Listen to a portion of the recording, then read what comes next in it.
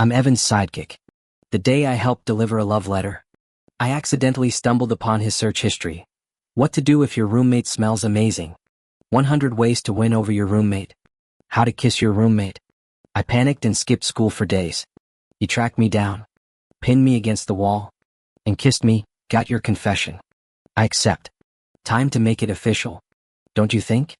I stared in shock. He'd misunderstood everything. The more I struggled to explain, the more fired up he got. Originally, I'd become Evan Thompson's errand boy just to avoid drama. Every day, I'd dutifully bring water to his basketball games and run his chores. Evan was campus royalty, tall, athletic, with an accidental 8-pack sighting that made girls swoon. Gifts, snacks, and love letters flooded in daily, all funneled through me since girls were too shy to approach him directly. Most ended up trashed or devoured by me and other roommates. Today, though, a cute art major stopped me, blushing as she shoved a pink envelope into my hands. My dumb hope that it was for me died when she whispered, "For Evan." At the court, Evan jogged over, grabbed his water, tossed me his sweaty jersey and phone. I handed him the letter. "Maybe read this one?" She looked heartbroken. He paused, eyeing me. "Sure." Bored, I sat under a tree, only to hear fangirls squealing over his dunk. Sighing, I reached for his phone, still unlocked. My thumb brushed the screen, revealing his search history. Why does my roommate smell so good? Best strategies to seduce a roommate. How to get closer to your roommate. I nearly dropped the phone. Evan likes guys? Across the court, he noticed me staring mid-shot and waved. I jerked away, slamming his phone shut. When he came over during halftime, I froze as he pressed his cold water bottle to my flushed cheek. "You okay?" "Just hot out here," I stammered. He plopped beside me, arm around my shoulders, sweat and laundry soap overwhelming my senses. "Go rest if you're unwell." I bolted upright, dodging his touch. "I'll head back. Good luck." Back in the dorm, I packed frantically, then texted our RA about switching rooms. On my way out, I pitifully warned Ryan, our other roommate, "Dude, switch dorms. Trust me." He frowned. "What? Evan might prefer guys." Ryan laughed. "If he did, it'd be you. You two are glued together." "Relax, he's straight." My Uber pulled away as I texted, "You'll see." Ryan had just put down his phone when Evan returned carrying a bag. Evan scanned the room and asked sharply, "Where's Lucas?" "He took 2 days off," Ryan answered, watching Evan immediately turn toward the door. "Wait, you're going after him?" "His train already left. And get this, he actually claimed you're into guys." "Hilarious, right?" Evan froze mid-step, his voice dropping dangerously low. "When did he tell you that?" "Well, don't take it seriously. Probably just locker room talk." Ryan backtracked, noticing Evan's stormy expression. "You know how guys joke around," I said when. Evan's knuckles whitened on the doorknob. "After lunch today," Ryan admitted reluctantly. "Don't go nuclear over some stupid." The door slammed before he finished. Meanwhile, I slept through Evan's 8 consecutive calls on the train, my phone silently dying until the arrival announcement startled me awake at 6:45 p.m. I'd barely plugged in my charger when Evan's texts began flooding in, each message appearing and disappearing like digital ghosts before I could read them. My fingers trembled typing. "Did you tell him?" To Ryan, who instantly replied, "Yep. Dude looked ready to murder someone. Good luck." "Traitor," I fired back. "Since when do we out people's sexuality as jokes?" Evans, "Where are you?" appeared as I disembarked. Heart pounding, I concocted a lie about family emergencies while hailing a rideshare. His prolonged silence during the 20-minute drive home felt heavier than my suitcase. "Lucas."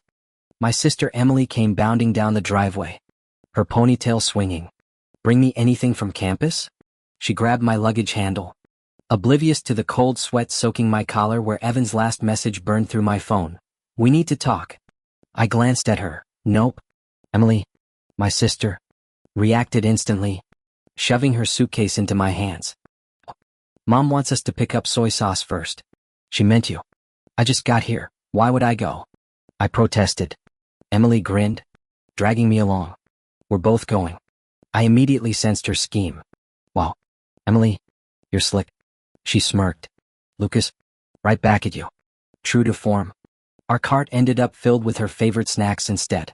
She kept up the sweet talk. Bro, my awesome brother. Buy me these and I'll totally repay you when I get my first paycheck. By checkout time, my wallet was practically sobbing. Emily, junk food makes people gain weight. Since when have I ever been fat? She retorted, happily stacking chips on the conveyor belt. The cashier's scanner beeped ominously as the total climbed.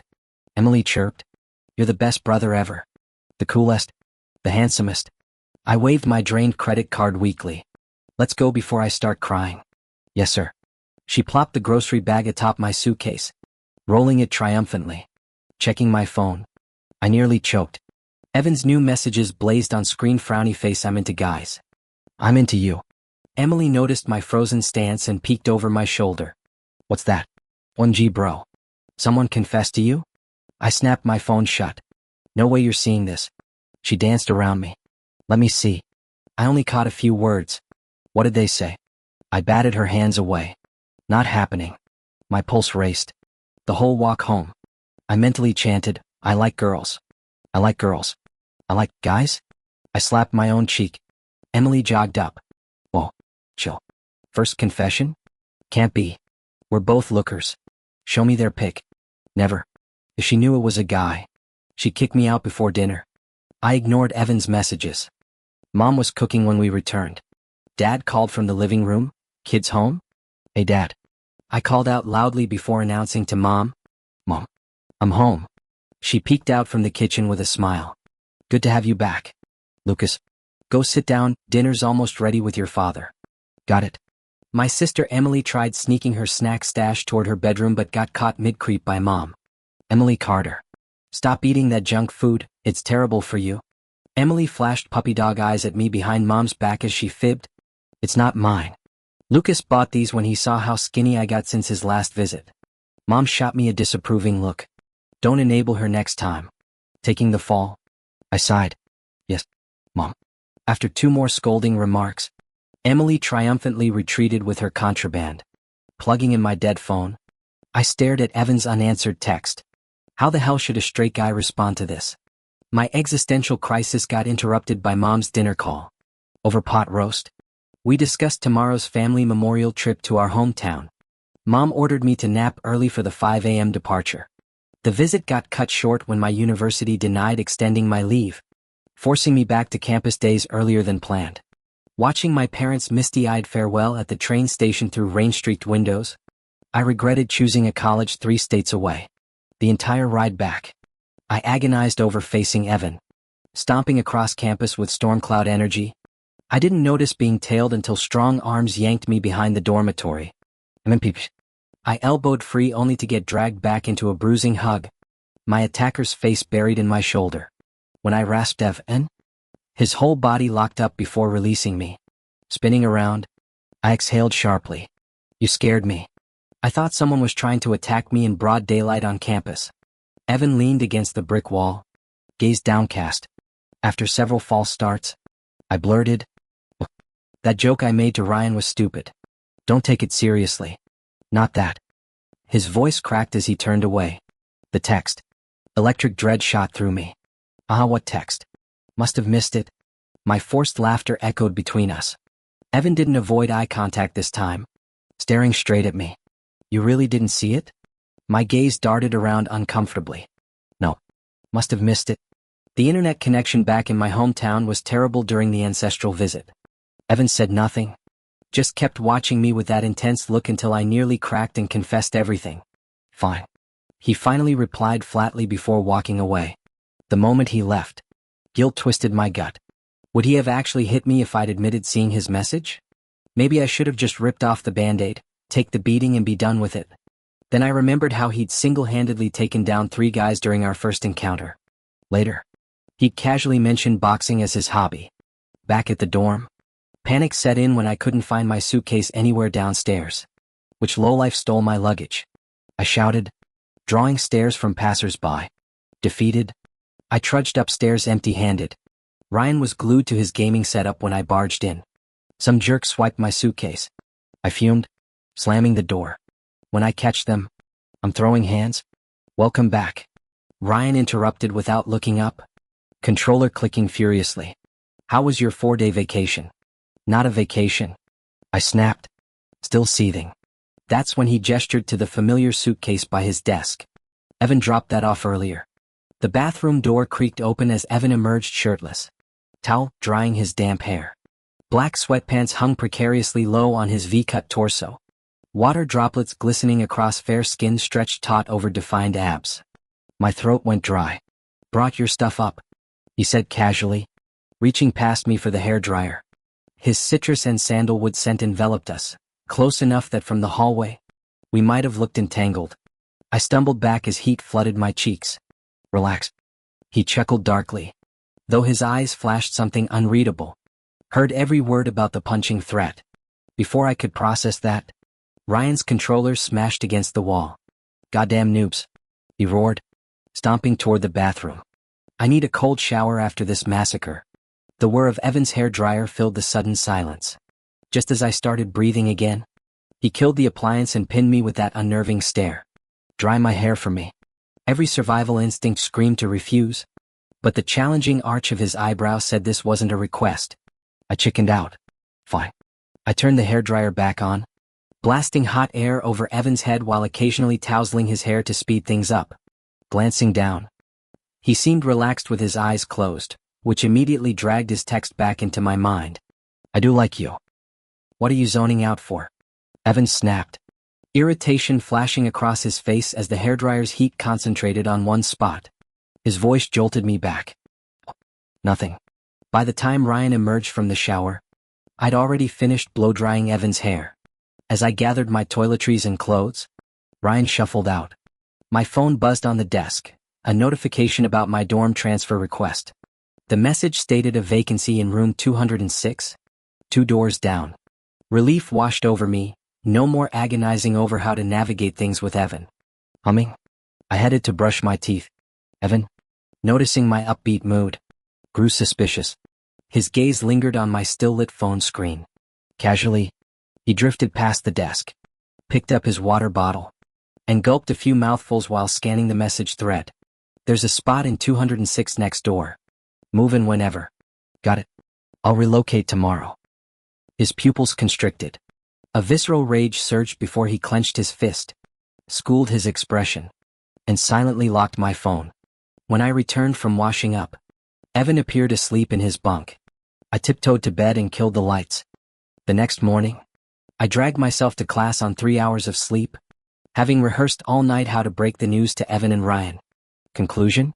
Tell them after moving. At lunch, Ryan cornered me. Why were you eating alone? Where's Evan? You're usually glued to him. Shoveling food into my mouth.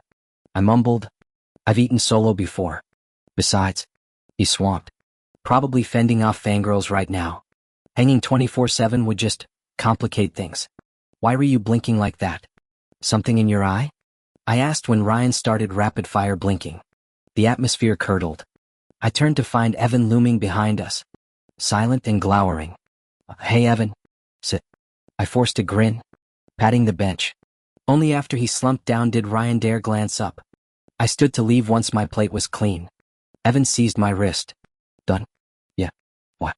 His grip tightened. Evan still refused to let go, his grip tightening slightly. Sit down and eat with me. I've already eaten. You should have dinner with Ryan. I have things to do later. Clearly Evan wasn't giving me an out, yanking me down onto the bench with brute force. I stared at him bewildered. Was this guy actually mad? Seriously angry? What exactly was he pissed about? My mind flooded with questions. Ryan wisely shoveled a few more mouthfuls before puffing his chipmunk cheeks and making a quick exit. Left alone with Evan, I watched him methodically work through his meal while I sat there completely baffled, stealing occasional glances at this silent enigma who demanded my company yet refused to speak. Only when he finally rose did I follow him out, trailing behind his uncharacteristically mute figure that remained closed off throughout the evening. Back in my dorm, I started packing my things for room reassignment. After coordinating with neighbors, I began moving boxes until a knocked-over water bottle sent me scrambling for the mop. My bad luck continued when my suitcase tripped me mid-exit. Stumbling backward, I barely registered the splitting pain in my head before darkness swallowed me whole. The last thing I remembered was Ryan's scream and Evan's arms hooking under my knees as he sprinted through corridors. I awoke to sterile white ceilings and antiseptic smells. Turning my throbbing head, I found Evan slumped over my hospital bed. His angular jawline softened in sleep, dark lashes brushing those ridiculously perfect cheekbones. My attempt to rouse him ended with a pained hiss. Finally awake? He jerked upright. All business. I'll get the doctor. Post-examination. The physician ordered 2 days observation. You lost consciousness for over 30 minutes with significant blood loss, Evan explained, dragging a chair closer. That's why I transferred you here. Thanks, Evan. I offered a weak smile. He scowled at my expression. Stop grinning like some docile puppy. Where's your usual fire? I chuckled despite the headache. What about classes? Did you file my leave? Submitted both our requests. Professor'll approve by tomorrow. He stretched lazily. Why'd you take leave? To play nurse? Sleep. He deflected. Aren't you dizzy? 3 interminable days later, Evan finally discharged me. He'd insisted on the extra day despite medical clearance, hovering constantly with water refills and adjusted pillows. By departure time, I'd almost grown accustomed to his fussing. Returning to campus during weekend lull, I found my half-packed belongings restored by Evan and Ryan. We sat cross-legged on my bed amidst the organized chaos, locked in a silent staring contest until I cracked. I was considering switching dorms. What? His gaze sharpened. Couldn't exactly say to avoid your gay awakening. I scrambled for excuses. The bed positioning's not ideal. I'll swap with you. He offered instantly. Feng shui issues then. I gestured at my bandaged head. This place is cursed. His eyes narrowed, seeing straight through the lie. Is this the karma for you wanting to switch dorms? I had no comeback. In the end, the room change never happened. That night, I had a dream. Evan cornered me with his crew in the dream, kissing me senseless while murmuring, "Got your love letter. I'm in. Shouldn't we take this further now?" What love letter? Evan, there's a misunderstanding. He didn't let me finish, kissing me until my limbs turned to jelly. The more I struggled, the more fired up he got. When I tried to scream, he sealed my lips with his. His hands grew bolder, roaming everywhere. I jolted awake gasping. Muttering curses, I bolted to the bathroom. After cleaning up, I scanned the dorm. Evan's bed was empty. Ryan hadn't returned since yesterday, reportedly taking leave to visit family. But why was Evan gone so early too? Thank God they weren't here. If I'd sleep-talked anything from that dream, I touched my swollen lips. The phantom pressure alarmingly vivid. Did I bite myself? My traitorous mind replayed Evan's sculpted torso from the dream. Slapping my cheeks, I shook off the thoughts. Jesus, what's wrong with me? Actually, reliving it? I hissed, horrified. Heading to class got canceled. They told me to rest 2 more days. I'm turning into mold. After hours of bored wall staring, I finally went to the infirmary to remove my head bandages. Deciding to stroll off campus, I bought sausages at a convenience store for the cats at Moonlight Park. The park's crown jewel was its massive maple tree. At dusk, its amber leaves crunched softly underfoot. An orange tabby shot from the bushes first. Hey Ginger. I crouched, scratching its chin. Missed me? Brought treats. It purred, rubbing against my jeans. I popped open a cat food can, soon surrounded by more strays. The fluffy tabby gang leader, Pepper, sauntered over, smacking Ginger aside before halting regally before me. Come on, Pepper, I wheedled, reaching out. Known each other for months. Not even one pet? The aloof tomcat retreated precisely beyond my reach, reminding me painfully of Evan's initial coldness when we first met here. You hear often. My head snapped up at the voice. Evan crouched nearby, unpacking premium cat food. I was shocked that the cat pair actually let Evan touch her. Looks like we're on the same wavelength. Aren't you supposed to be in class? He replied casually. Took the day off. What about you? Why aren't holed up in your dorm anymore? I was starting to grow mold in there. Evan glanced at my head. Your injury healed? Should have removed the bandages days ago. Just got them taken off at the clinic. While talking, I subtly swapped Evan's hand with mine on Pear's back. Got my turn. Evan stared at his empty palm, zoning out until I waved before his eyes. Earth to Evan. Never thought Pear would let you pet her. But today I finally joined the club too. He snapped back with forced nonchalance. What terrible naming sense. Pair? Really? Before I could retort, a sneering voice interrupted. Well, look who we found. Time to settle old scores anew. 5 delinquents swaggered over, their leader's rancid breath preceding him. Behind them, more dim-witted goons scattered the fleeing cats. They reminded me of our first encounter when they'd been torturing Honey, an abandoned golden retriever puppy. Evan had beaten 3 of them senseless that day while I scooped up Honey. Now facing 5. Even Evan might struggle. Wow, you've managed to get uglier since last time. That halitosis? Chef's kiss. As they bristled at my taunt, I grabbed Evan's wrist to bolt, but their numbers blocked escape routes. Leaning close, I whispered, "Split up?" Evan tightened his grip on my hand. "They'll swarm you. Can't fight worth shit. I can handle 1 or 2. Before I finished, Evan's fist already connected with Jawbreaker Joe's face. When another thug punched my ribs, Evan roundhouse kicked him into a trash can. God, he moved like an action hero.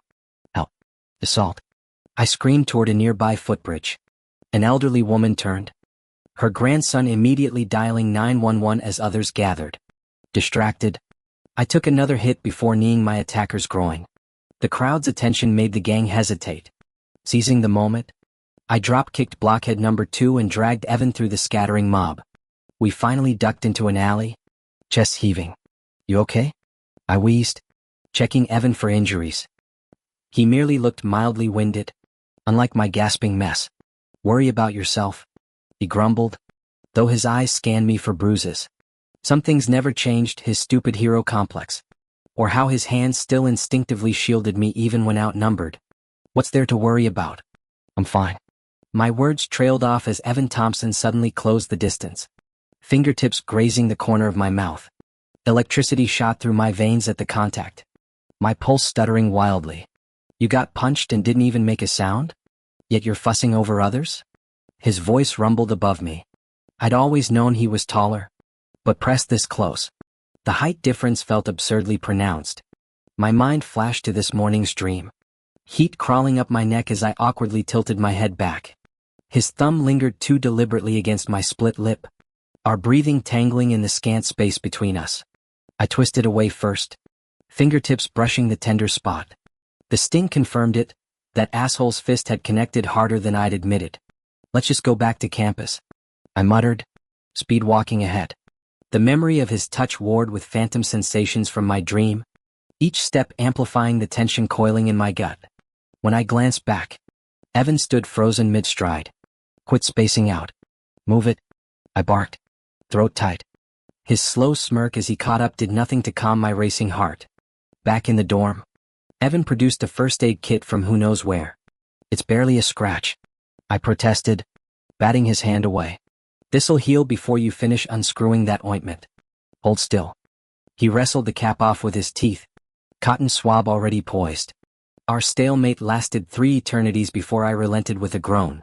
The antiseptic burned, but not half as much as the warmth of his breath fanning across my jaw. I squirmed when his fingers dipped lower, tugging at my collar. "What the hell are you?" Cold air hit my chest as fabric shifted. My accidental head turn became a collision, lips brushing his in disastrous slow motion. We froze, wide-eyed, until the door crashed open.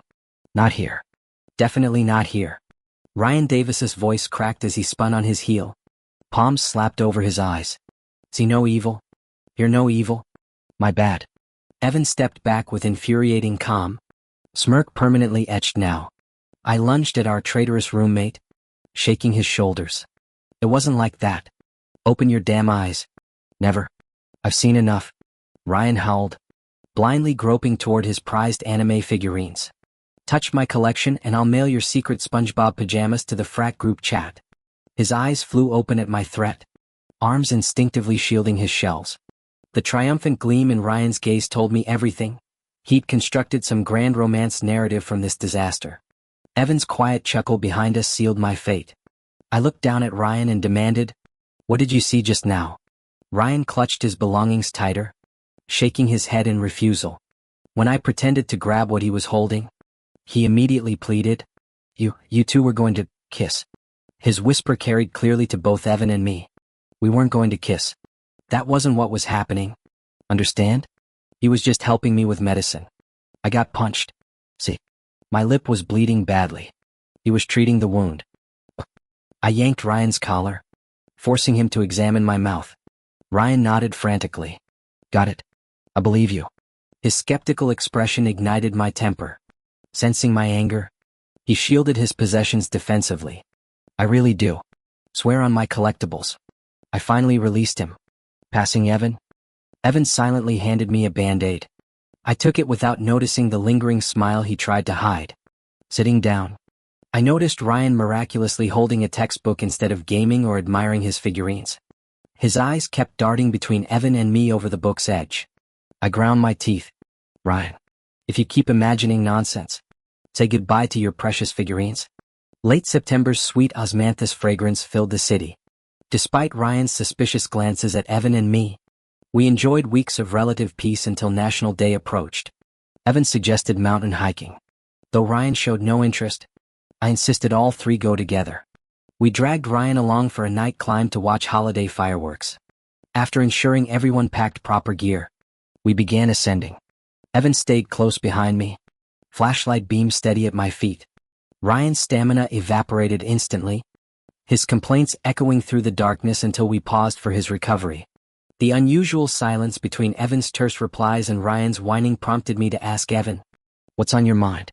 "Nothing," he muttered. Eyes shadowed. "Just thought it'd be two of us hiking. Three's better than alone, right?" I patted his shoulder reassuringly. He shrugged off my hand. "Boy's frosty. You wouldn't understand." His slumped posture reminded me of a kicked puppy. I ducked to meet his downcast eyes. "Did I say something wrong?" "I'm sorry." Evan straightened, avoiding my gaze. "Forget it. Seriously, what's bothering you?" I pursued, mirroring his movements until he turned away completely. "Fine.